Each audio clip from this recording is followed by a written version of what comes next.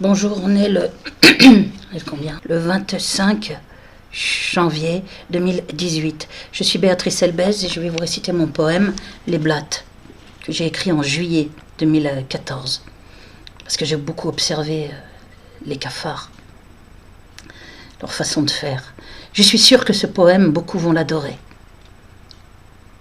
Je vais vous en citer quelques-uns qui vont l'adorer, comme Dieudonné, Soral,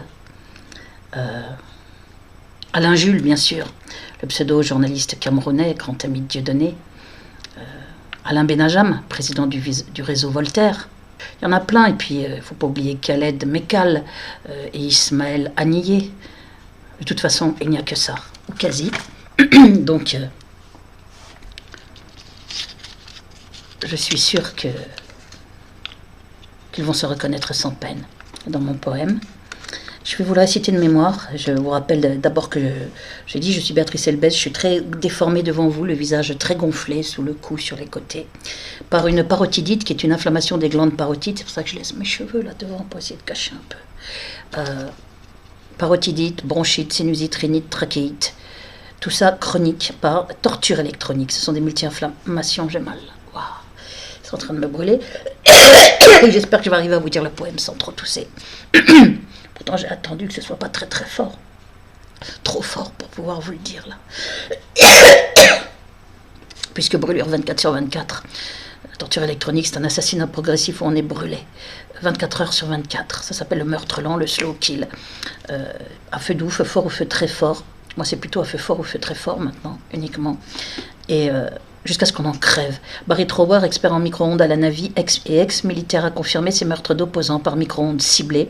C'est-à-dire qu'on est brûlé vif, cuit vivant, 24 heures sur 24, jour et nuit.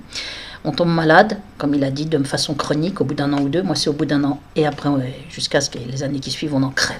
Donc on est brûlé jusqu'à ce que mort s'en suive.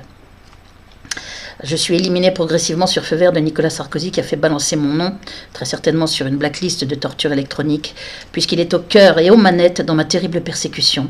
Nommément aux manettes, dans ma terrible persécution qui a commencé fin 2002 parce que j'ai parlé de lobby juif, publié dans Jeune Afrique l'intelligent, hebdomadaire politique international. J'en ai parlé pendant l'intifada palestinienne, moi-même issu de la communauté juive. La suite, elle est monstrueuse. C'est un crescendo dans l'horreur.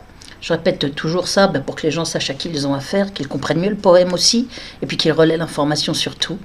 Je vous récite mon poème de mémoire, et en me cachant.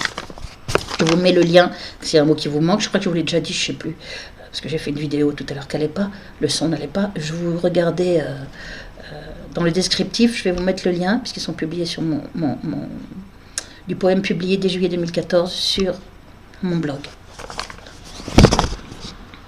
Les Blattes, poème que j'ai écrit en juillet 2014 et que je dédie à tout un tas d'ordures qui se reconnaîtront sans peine, j'en suis sûre.